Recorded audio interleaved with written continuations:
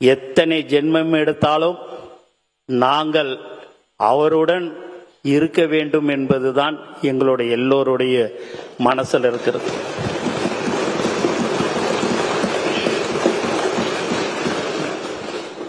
ஒரு 9 லட்சம் பேருக்கு கட்சி நம்ம ரசிகர் மன்றமாக இருக்கும்போது பதவி போட்டோம். கட்சி ஆரம்பித்த உடனே எல்லாரும் கேட்டது, இன்னும் ஆள் போட முடியல, மாவட்ட செயலாளர் போட முடியல, நீங்கள் கட்டமைப்பு இல்லை அப்படி இல்லைன்னாங்க. அந்த 9,12,320 பேருக்கு மக்கள் இயக்கத்தில் இருந்தாங்க. அவங்களுக்கு 3,16,217 பேருக்கு நாங்கள் அந்த போஸ்டிங் போடணும். அப்போ குறைஞ்சது ஒரு 6 லட்சம் பேருக்கு பதவி எங்களால் கொடுக்க முடியாது. அதையெல்லாம் சரி பண்ணி அந்த கட்டமைப்பை உருவாக்கி இன்னைக்கு தமிழக வெற்றி கழகம் வெற்றி பெற்றிருக்கிறது என்பதை தெரிவிச்சுக்கிறேன். அதில் எப்படியாவது சில பேர் குளிர் காயணும், எப்படியாவது கட்சி 2 ஆகும் 3 ஆகும் 4 ஆகும் அப்படிலாம் நினைச்சாங்க. அதுக்கெல்லாம் வாய்ப்பே இல்லை. இப்போ கூட சரி, எங்க ஆளுங்க கிட்ட இருந்து நீங்க ஒரே ஒரு ஆளை கூட நீங்க இப்படி இன்னாட்ட இப்படி வான்னு சொன்னா வரவே மாட்டாங்க.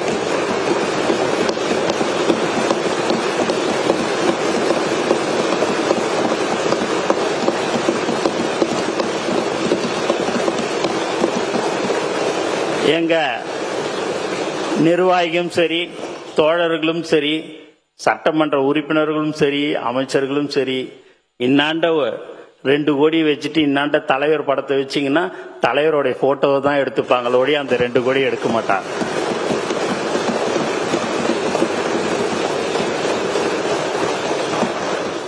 ஏன்னா அவ்வளோ மரியாதை கொடுப்பார். ஒரு தொண்டனை எப்படி மதிக்கணும்ன்றது அவருக்கு பயங்கரமா அதில் விட்டு கொடுக்கவே மாட்டார். ஒரு பிரபல டைரக்டர், இப்பயும் அவர் ஒரு பிரபல டைரக்டர், தலைவர் படத்தை இயக்கியிருக்கிறார். அவர் ஒரு தொகுதியை கேட்கும்போது கேட்டுக்கினாரு. அதுக்கு அடுத்த நாள் திருப்பி எனக்கு அந்த தொகுதி ஒன்றுன்னு ஒரு 1.5 வருஷத்துக்கு முன்னாடியே கேட்டாரு. கோச்சிக்காத நண்பா, அது அந்த தொகுதி என்னுடைய மாவட்ட செயலாளர் பல ஆண்டு காலமாக அங்க உழைத்து கொண்டிருக்கிறார், அவரை விட்டுட்டு உனக்கு நான் கண்டிப்பாக நான் தரமாட்டேன், கோச்சிக்காதுன்னு சொன்னார்.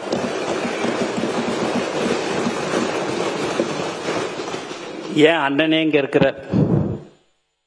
உண்மையாகவே ஒரு சபாநாயகர் எங்களுடைய கட்சிக்கு கிடைத்த வரம்னு கூட நாங்க சொல்லலாம்.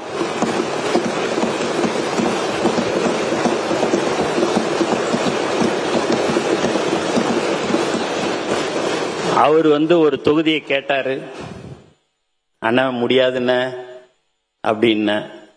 இல்லைண்ணா எனக்கு அதுதானே ஓணுன்னாரு.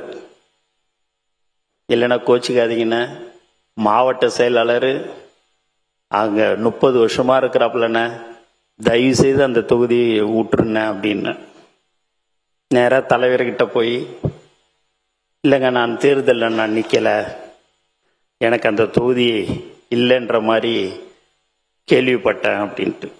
அப்போ தலைவர் சொன்னார், இல்லை நீங்கள் இருக்கணும், நீங்கள் வேற எந்த தொகுதியை கேட்குறீங்களோ அதை நீங்கள் எடுத்துக்கங்க அப்படின்னார்.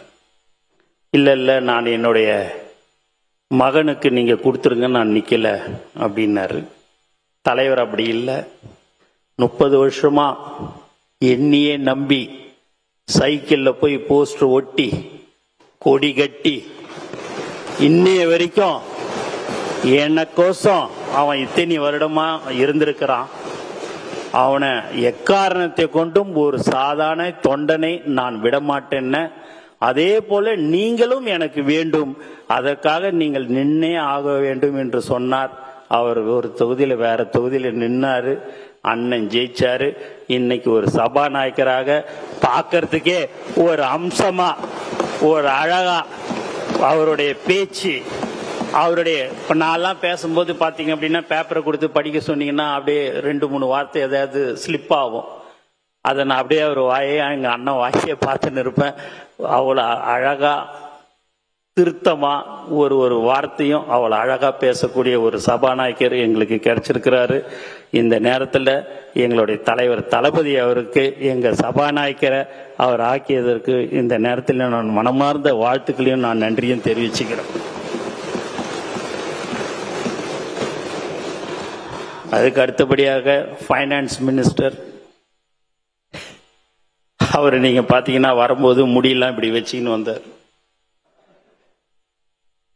வந்தவுடனே ஆபீஸுக்கு வந்த உடனே அண்ணா இப்படிலாம் வச்சுக்க கூடாதுன்னு, நீ தேர்தலில் நிக்கணும்னா அந்த முடியெல்லாம் கட் பண்ணிடணும்னா அப்படியே நீ மேல கீழே பார்த்தாரு.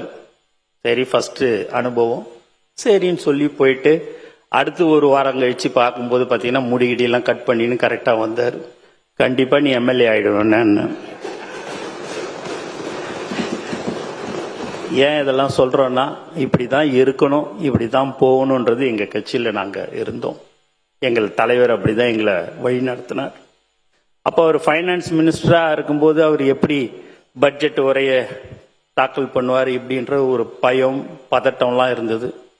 உண்மையாகவே மிக சிறப்பாக தெல்ல தெளிவாக அவர் அந்த பட்ஜெட்டை தாக்கல் பண்ணார்.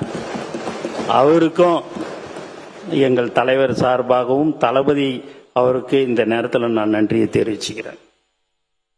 அதுக்கு அடுத்தபடியா விவசாயத்துறை அமைச்சர் அவர் நீங்க பார்த்தீங்கன்னா இளைஞர், அவர் பட்ஜெட் எப்படி இருக்குமோ ஏதுன்ற அந்த ஒரு பயம் பதட்டம்லாம் இருந்தது. அவரும் மிக சிறப்பாக அந்த பட்ஜெட்டை தாக்கல் செய்தார். ஏன்னா நீங்க எல்லாருமே சொல்லலாம், ஒரு சில பேர் தான் இங்க பழைய அமைச்சர் சட்டமன்ற உறுப்பினர்கள். உங்களுக்கு எல்லாருக்கும் என்னடா இது இவனுங்க எல்லாம் சின்ன பசங்க, இவனுங்க எப்படி இருப்பானுங்களேன்னுட்டுன்னு இப்ப மக்கள் பேசுகிற ஒரு விஷயம், உண்மையாகவே எல்லாருமே மந்திரியும் சரி சட்டமன்ற உறுப்பினரும் சரி தமிழக வெற்றி கழகம்லாம் ரொம்ப சூப்பரா பேசுறாங்க, நல்லா பண்றாங்கன்றது தான் எல்லாருடைய கருத்தும். எங்க செங்கோட்டை அண்ணன் வந்தார், போய் பார்த்தேன். முதல்ல பார்க்கும்போது அப்படியே சரி நாடா இது ஒரு சீனியர் மோஸ்ட் வராரு அப்படின்னு நினைச்சேன். வந்தார், தலைவருக்கு ரொம்ப பிடிக்கும், நல்லா இதை மாதிரி அப்படின்னு. சரி அவருடைய தொகுதி கடந்த 10 தடவை அவர் 9 தடவை ஜெயிச்சிட்டாரு, அதனால அவர் கண்டிப்பா அந்த இடத்துல நின்று ஜெயிக்க போறாரு. ஆனா அவர் கேட்ட ஒரே ஒரு விஷயம் தலைவர்கிட்ட, எனக்கு நீங்க எந்த தொகுதியை கொடுக்குறீங்க, நான் நின்ன தொகுதியே கொடுப்பீங்களா அப்படின்னு கேட்டார்.